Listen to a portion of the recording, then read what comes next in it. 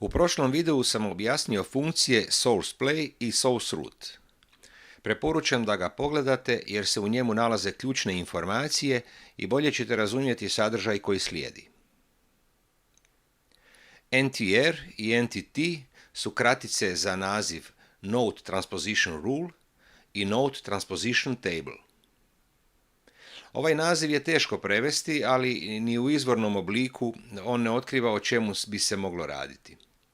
Yamaha je tako u samom startu zakomplicirala izraze, ali i poslije se ponavlja slični scenarij. Pored toga, upute su napravljene loše i samo s osnovnim informacijama, pa je ovo područje nepoznanica za mnoge. Pokušat ću pojednostavniti stvari i na primjerima objasniti o čemu se radi. Zato ću u daljnjem opisu koristiti sljedeće izraze. NTR će biti pravilo, rule, a entity ću nazivati tablica, table.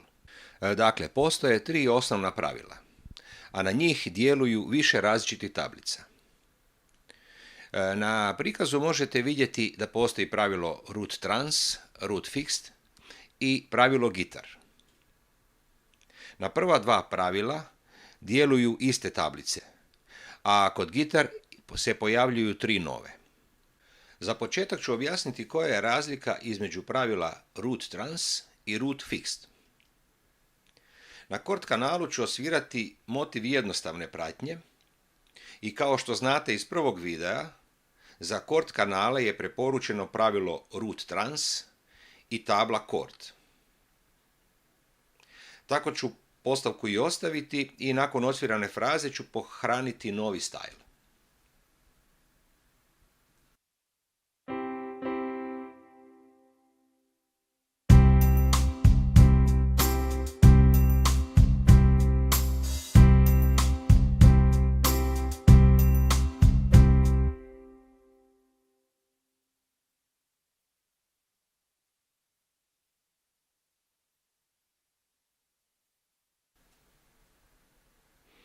A sada ću ovaj Chord 1 koji sam snimio kopirati na kanal Chord 2, ali na njemu ću promijeniti vrijednost sa root trans na root fixed. To ću pohraniti kao novi style i sada ćemo poslušati razliku između ova 2 kanala.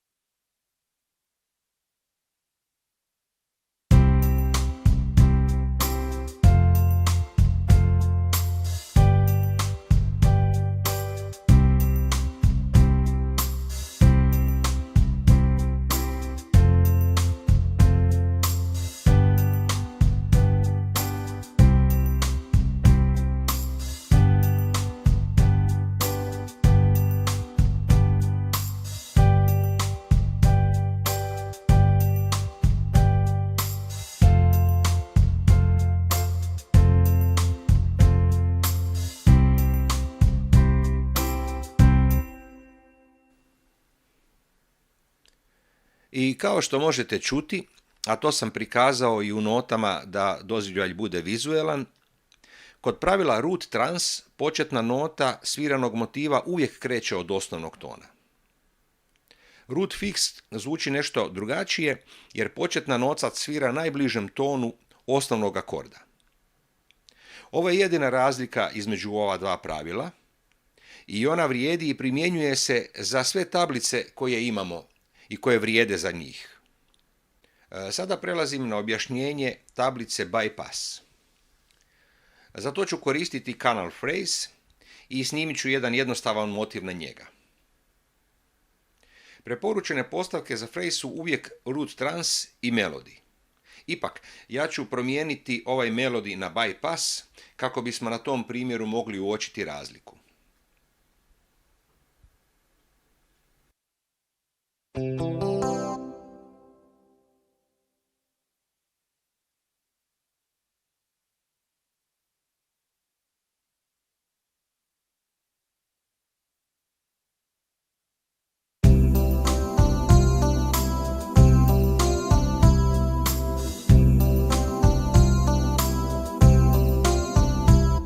ću pohraniti kao novi style.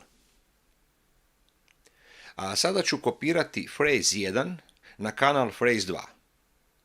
I na njemu ću promijeniti root trans u root fixed.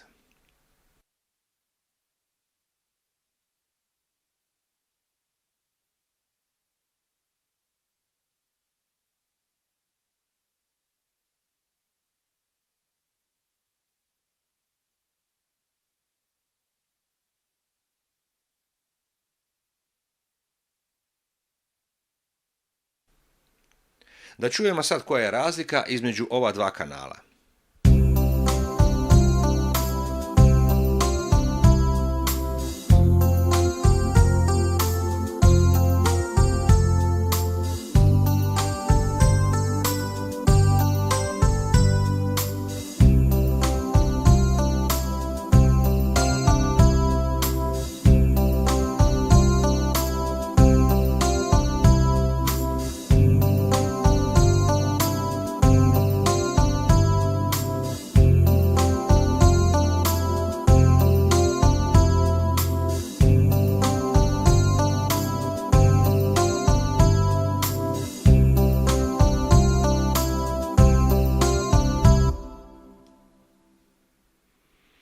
I kao što se čuje jasno, kada je pravilo postavljeno na root fixed, fraza na kanalu svira uvijek isto, bez obzira na to što sviramo u lijevoj ruci. Ovo može biti dobra postavka za solo liniju instrumenta kod kreiranja intro sekcije, recimo, ili endinga. Naravno, nikako se ne može koristiti u varijacijama i na prelazima, na breaku.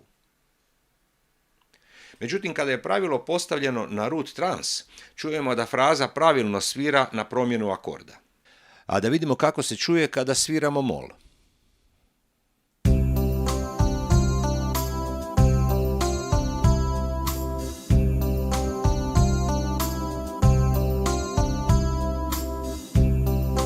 Kao što možete čuti, ovo ne odgovara molu.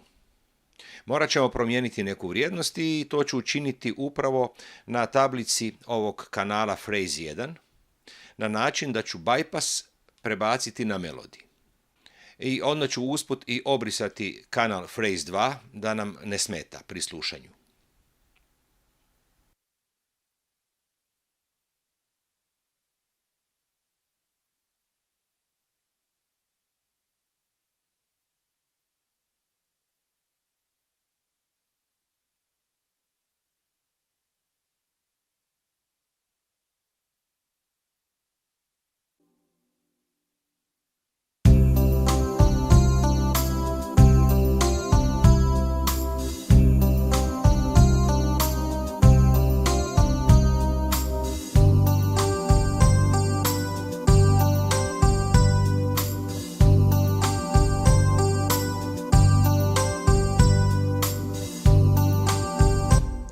Evo, na ovaj način smo popravili mol i on sada svira dobro.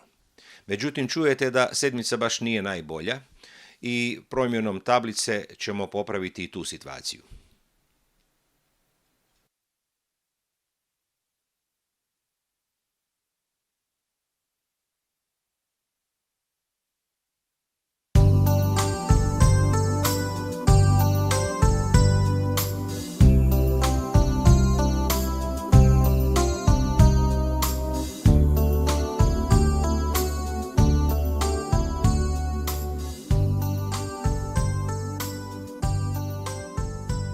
Na ovih par primjera ste mogli čuti osnovne razlike i način kako funkcionira NTR i NTT.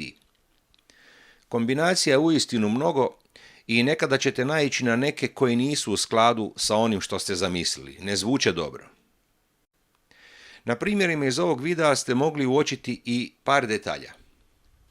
Kada kopiramo sadržaj jednog kanala na drugi, prenose se i karakteristike za style file format. Pored toga, vrijednosti za NTR i NTT se mogu mijenjati i nakon što smo snimili kanal. Ako se sjećate iz prvog videa, to nije bio slučaj sa source, root i chord. Ove karakteristike su korisne kada želimo iskoristiti tvorničke ritmove i kopirati neke njihove kanale na vlastiti ritam. Naravno, preduvjet je da budu otključani jer se inače neće čuti promjene koje radimo u NTT i NTR polju. I prije nego završim ovaj video, želio bih skrenuti pozornost na jedan važan detalj. Upute koje dolaze uz Yamahine aranžere općenito gledajući, a i sada vezano uz ovaj SSF edit, one nisu dobro napisane i nisu precizne. Tim više, one obično korisnika zbunjuju i navode na potpuno pogrešan postupak. Pogledajte screenshot koji sam izvukao iz uputa i koji prikazuje ovaj dio kako služe tablice za Melodic, Harmonic, Natural Minor i za Dorian. Piše da se tim tablicama mogu izrađivati intro i ending i to je u stvari točno. Međutim, ako pokušate to uraditi, vjerojatno nećete biti zadovoljni. Postoji više razloga zašto je to tako, ali ovdje ih neću nabrajati jer to u stvari nije ni bitno. Želim samo reći da je izrada intro i endinga sekcija mnogo lakša i brža ako koristimo računalo i par osnovnih programa za obradu stajla. Ovaj princip je sljedeći. Koristimo jedan kanal za progresiju u duru i drugi kanal za progresiju u molu. Znači, za svaki instrument koji se nalazi u intru ili endingu ćemo imati dva različite kanala i oni će neovisno svirati ovisno o tome da li stišćemo dur ili stišćemo mol. Uostalom, ovakav koncept Yamaha koristi na svim svojim tvorničkim ritmovima i oni su izrađeni upravo na ovaj način. O tome ću pričati nekom drugom prilikom, a za ovaj video to bi bilo sve. Pratite me jer uskoro slijedi ostatak objašnjenja za NTR i NTT izbornik, a do tada želim vam sve najbolje i primite pozdrav od Kaspera.